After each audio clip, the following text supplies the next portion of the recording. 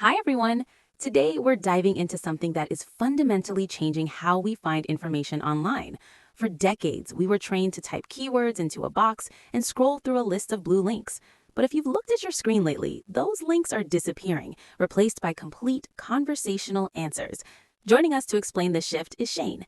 Shane, you're calling this the era of Generative Engine Optimization, or GEO. What exactly is happening? Thanks for having me. You're spot on. We are moving away from the search engine era and into the generative engine era. Think of it this way. Traditional SEO, search engine optimization, was about ranking #1 on a results page so a human would click your link. GEO is about being the source that the AI trusts enough to include in its answer. So instead of trying to get a person to click, I'm trying to get the AI to mention me. Exactly. If the AI summarizes the top 5 sustainable coffee brands and doesn't mention you effectively don't exist for that user. That sounds like a massive shift for businesses.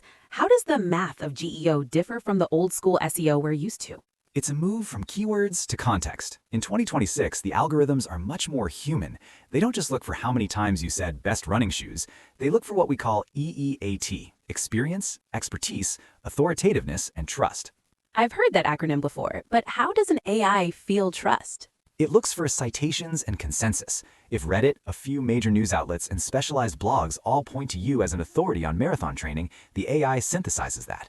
GEO involves structuring your data so an AI can easily digest it, using things like FAQ schemas, clear headers, and most importantly, providing direct, authoritative answers to complex questions. So instead of a 2,000-word blog post that hides the answer at the bottom, I should probably put the answer right at the top so the AI can grab it easily. Precisely. We call it front-loading value. If an AI has to work too hard to find your point, it'll just move on to your competitor who summarized it in a bulleted list. It's wild how fast this happened. I mean, look at us today. I feel like I don't even search for recipes anymore. I just tell my AI what's in my fridge and ask it to write a meal plan. That is a perfect example of human-AI reliance. We've moved from AI as a novelty to AI as a teammate. Think about your morning routine now compared to 2 years ago. Well, for one, I don't check the weather app and then the traffic app and then my calendar. I just ask my assistant, what's my day look like? And it tells me to leave 5 minutes early because of a crash on the I-95. Exactly. And that's a GEO moment. The AI pulled that leave 5 minutes early advice from a real-time traffic data source. Or look at the workplace. Over 40% of enterprise tasks are now handled by AI agents. We aren't just using AI to write emails. We're using it to think through problems. Doctors are using diagnostic orchestrators to double-check rare symptoms with 80% more accuracy than a tired human might. Wow, so it's literally becoming a safety net in high-stakes fields like medicine.